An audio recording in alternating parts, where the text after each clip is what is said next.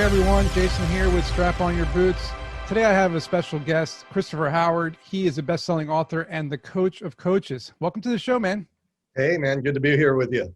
Awesome. I noticed you're a black belt in a couple different styles, right? Tell me when you got into black belt, karate, or jiu-jitsu, twin dragon, kung fu, and Chinese goju. Like, I don't even know what those are.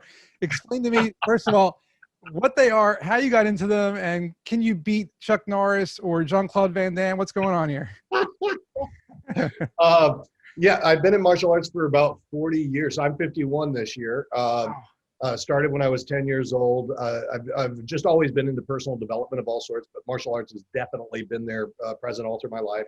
Got my first black belt in twin dragon kung fu, and then just got a black belt in jiu-jitsu in December. So oh wow, that was recent then. So you literally just got that at 51 years old. You're still fighting the good fight. Yeah, there you go. I'm not gonna mess with you, man. That's all right. It's only over Zoom, so you could probably mess with me and get away with it. That's great. So you've been doing it a long time. So I actually thought about doing like Taekwondo or something, maybe halfway through my life, but I just never did it because it's pretty intimidating. How do you get past the intimidation factor of, fighting people, First of all, I think it's worth it if you get a chance to do it. I highly recommend taking something up. And the way I train, when I was young, I used to train really hard and we used to beat the heck out of each other. But these days I just go in and get a good workout out of it. And so I probably changed in the way that I train, but it's probably a confidence booster too, right? Because you feel strong, you feel like you could take on the world, really, right? 100%. Yeah, I mean, it's also a reality check because you get the tar beat out of you on a daily basis. It's a reality check, but at the same time, yeah, confidence 100%. Yeah, I would say it's probably the most instrumental thing that I've had in terms of building success that's been a part of my life has been my martial arts. That's awesome. And speaking of success, when was the first moment in your life besides martial arts that you realized that you wanted to be an entrepreneur and you realized that you had it in your DNA to be a successful business person? Well, do you know the moment when that happened? I never really wanted to be an entrepreneur. I just wanted to change the world, make an impact, and live my dreams. And it wasn't until it was probably around 2000. Probably around 1997, 1998 that I started thinking, okay, entrepreneurialism is the way to do all that.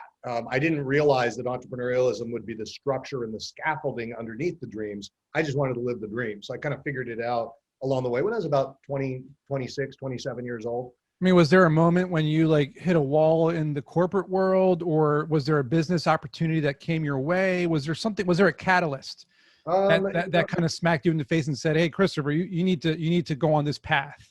Well, I worked for Club Med right out of high school. So I went and I worked in the hotel resort industry and it was pretty cool. That must have been fun. I've seen the movie. Oh, you saw the movie. If you saw Club the movie. Med, right. I mean, was it like the movie? I mean, you're talking about there was a movie about Club Med with Jim Carrey. Yeah. Oh my gosh. It's an old movie, man. It's a terrible movie, but it was fun to watch. Yeah. And it was fun to work. It was even more fun. I would say it was even more fun working there than that movie made it look. But then I turned 24 and I realized that at any point in time I could lose that job. They could go, they weren't going to go under, but I realized I had no real control of my own life unless I struck out on my own. And so it was probably that would be the catalyst that caused me to say, you've got to take charge of your own life. You got to own what it is that you're creating. That's a good way to put it. And when you decided to do that, what was your first kind of entrance into the entrepreneurship world? What was your first foray into the business? Did you start a business? Did you sell a product? What did you? It was a harsh entrance because I left Club Med and I thought, okay, Chris, I wanted to be an author. I wanted to be an actor. I wanted to be all these things. And I went out and I decided I was going to write a book, and I moved to, my parents have a little house in Mexico. I moved down there. I was supposed to stay for 3 months. I ended up staying 2 weeks and ran out of money. And then I realized in Mexico, that's hard to do. So, and that's hard to do in Mexico. I had to take a bus back with chickens on it. Oh my God, the typical. You should have filmed it and made it a movie, man. It was. You wanted to be an actor. That's a great reel for your acting reel. There you go. There's a story to tell. But I did make it back up to the border, and then had to take a train to get back to LA. And My God, Ended that's up such a great story. It reminds me of Cheech and Chong and stuff like that, man. I You ended should- up waiting tables after that because I needed to get cash, and I was like, it was kind of a rude awakening because I expected it to be easy and it wasn't. Um, and then that's a typical actor's world, right? They wait tables till they get the big role, right? Is that what you were doing? You were trying to get a big role? I was at the time. I thought, okay, if it's not writing a book, because that went the way it did, then it was going to be acting. And I got some roles and I got some things that came up. Nice. But yeah, but it was I felt like I was living hand to mouth, and it wasn't very satisfying. And so that's what got me into personal development. I was like, Chris, you got to change your life. And so I started reading books, going to seminars, and that gave me more of a foundation that I could start to build. And it was there that I also decided that you got to have an entrepreneurial structure underneath it if you're really. Yeah, because what I teach is the lean methodologies, right? How to be nimble, how to iterate quickly, how to validate your concept, get feedback from people. When you first started doing that, the coaching situation where you were trying to help people with their personal development, what kind of challenges did you face when trying to help your first couple of customers? There's obviously things that are related to the craft, and becoming better as a coach. So you've got to learn your craft, but that wasn't the real difficulty. The real difficulty was getting customers. How did you get past that? How did you get past the obstacles? I went out there and I kind of banged my head up against the wall for about 2 years, probably. Trying to find people, because I was trying to hunt people down, and it's like finding the needles in the haystack. Things never really changed for me until I started speaking. And then when I started speaking, I was on a stage, I had lots of people in an audience, and then people came to me for coaching. And so I wasn't out trying to hunt it down anymore, but it was more attraction-based marketing at that point. What's one of the biggest things when you were seeing these people or finding these people, they were coming to you? What were they asking you for? Oh, I got all sorts of things. And I got into the field, and I was early on, I was teaching clinical hypnosis across North America. So I got trained up in hypnosis, got trained up in neuro-linguistic programming. So I was helping people with performance breakthrough type technologies. And when I got into the field, I really expected I'd be helping people to have career breakthroughs and things like that. But along the path, I realized that there were people that wanted health breakthroughs. And I worked with, throughout my coaching career, I worked with things from helping people that had cancer to people that had epileptic seizures to, everything you could possibly imagine. So while right in my wheelhouse and the sweet spot on the diving board for me has been career breakthroughs, turning passions into profits, I realized that there were all these people that wanted so much more. And interestingly enough, the tools that I was learning were tools that could help with that stuff as well. So interesting. Yeah. I mean, it sounds like you also struggled quite a bit when you were learning how to do all this stuff. I mean, was there a moment when you were, hitting these walls and you were trying to break through them and you just couldn't, and you wanted to give up and throw in the towel? And if so, what got you through it to succeed? There was never a moment where I wanted to give up. That just wasn't an option. And I was clear about that right from the beginning. I kind of followed that Napoleon Hill philosophy of burning the ships behind you. There is no retreat. There is no plan B. This is what it's going to be. And that's the number one thing that I did that caused me to create success over the years, because there were many opportunities where I could have veered from the path, but I made the decision, if you take piano lessons for 20 years, eventually you're going to be pretty good. I figured if I stick with this long enough, eventually I'll be successful. So never a moment I would give up. There were challenges. I mean, I had times where I was eating every third day, where they cut my gas, and I was microwaving buckets of water to wash my hair. I mean, there were times where it was really tough. Yeah. So, I mean, how do you pick yourself back up from a rock bottom like that? I mean, it sounds pretty rough it sounds like, like some third world country almost, like how do you wake up the next day and say, you know what, today's going to be a better day. I'm going to eat a good meal today. Like what? I never considered it to be rock bottom along the path. I just, I adopted the philosophy that there's no such thing as failure. There's only feedback. And if I keep adjusting, eventually I'll elevate it. And I was young at the time too. I was, 25, 26 years old. I was 25. That helps. Yeah. So I had, my risk tolerance was higher, right? So I was willing to do things that perhaps today would be just not acceptable. Right. And I'm sure those ramen noodles tasted really good back then. Oh, I had my share of those for sure. We all did. We've all been there. And, right. it sounds like also not only did you talk to a lot of people, but I'm sure you had a lot of mentors, or at least one mentor that helped you along the way. Uh, Early on in my career, I had some mentors give me some really fantastic advice. Was there a person that gave you some advice that changed, the way you thought, or made a paradigm shift for the way you did business that really, just changed everything? Yeah, there were a number of mentors along the way. So I was constantly looking for the next guide. I had mentors from a sales perspective. I had mentors from a coaching perspective that I plugged in with. A lot of people were people that I was taking seminars from and learning from. And then I'd do deeper dives into what they were doing. So I'd go and work for them after I took their seminars. So Oh, that nice. So yeah. you were like an intern almost, right? Or you would get paid? 100%. I think that's one of the absolute best ways to learn whatever the craft is or the field you're looking to get into. I think that's the hidden secret that few people take advantage of, but that makes all the difference in the world. That's you know what it's not something I commonly say in my podcast, because it's one of those things in my book, but it has to do with, if you want to be an entrepreneur, work for another startup. Yeah. And learn, whatever you can from them before you go out on your own. Cause like 99% of entrepreneurs mess up and they fail and they close their company down. So speaking of which, if you could go back in time, Doc Brown shows up with Marty McFly and the DeLorean. They're like, hey man, we're going to take you back in time where you can fix one mistake. What would it be and how would you fix it?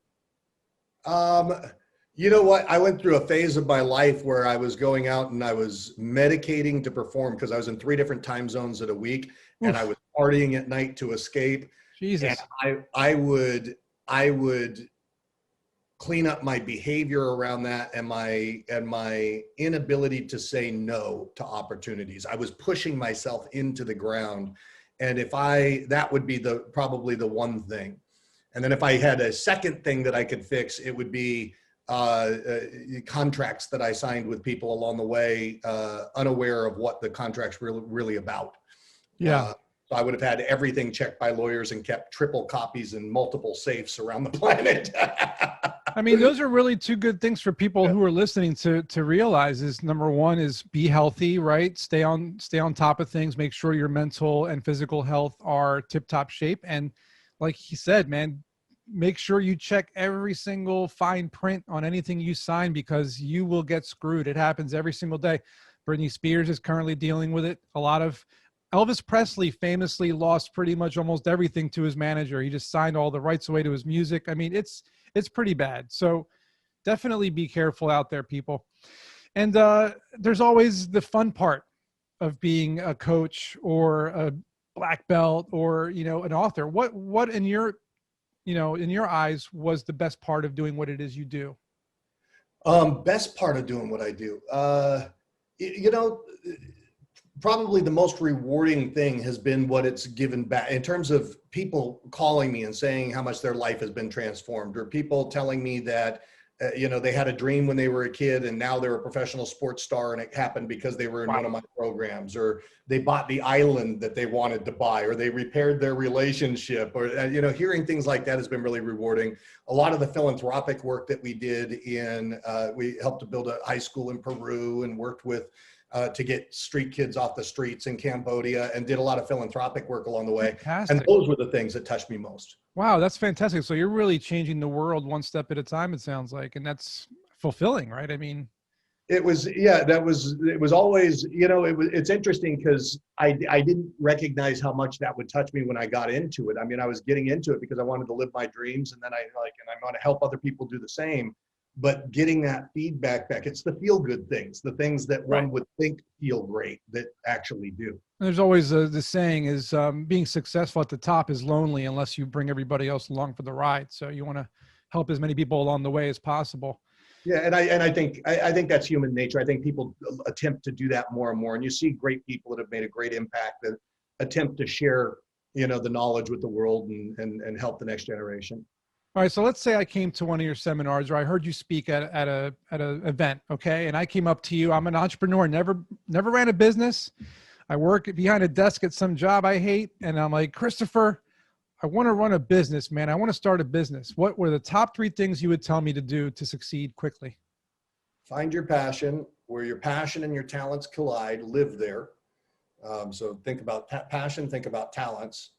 Ask yourself who are the 3 top competitors in the field that you want to be in, and analyze them and know them backwards and forwards, because that's going to tell you what game that you're going to play. And then surround yourself with great people that can help to elevate that and amplify what it is that you're doing, and make it even more certain as you're navigating that. Hope you guys wrote those down, because those were fantastic tips, man. And let's say I'm one of those people who just isn't creative. I meet a lot of people who are stuck in their jobs. They don't have any ideas. They're not passionate about anything, right? Because they don't play instruments. They're not artistic. They're not good with their hands. They just don't know what to do. What do you tell those people who are unhappy with their jobs, but they want to be creative? I think that, more often than not, when I've talked to people, if they say, well, I just don't know what my passion is that they just don't really believe that they could do what they want to do if they could.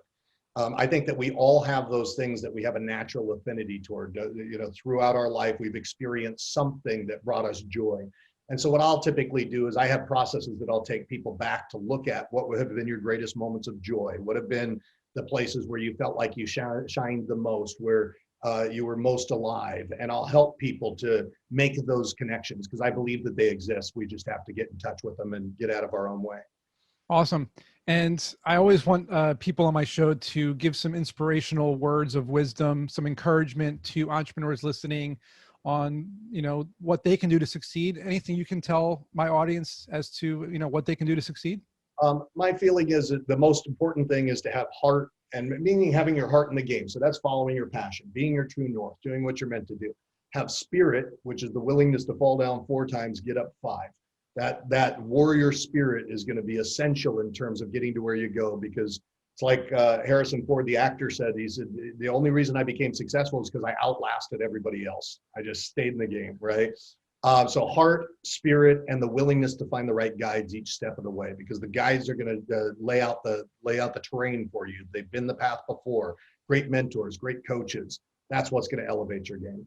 Awesome. I love it, man. And speaking of all of that, how can people find out what you do and more information about your events and your speaking engagements and things like that? We always have free things to take advantage of that are coming up. I run programs where we have a free level of ticket. Just go to chrishowardgift.com, and you'll find whatever we got coming up, and you'll be able to participate. Awesome. Everybody get your free gift, man, from the coach and black belt master. If I ever see you on the street and someone's mugging me, please, come help me. I want to see you in action. Awesome, Chris. It was a pleasure having you, man. It was fantastic. Thank you, brother. All right. I'll see you everybody in next week's episode.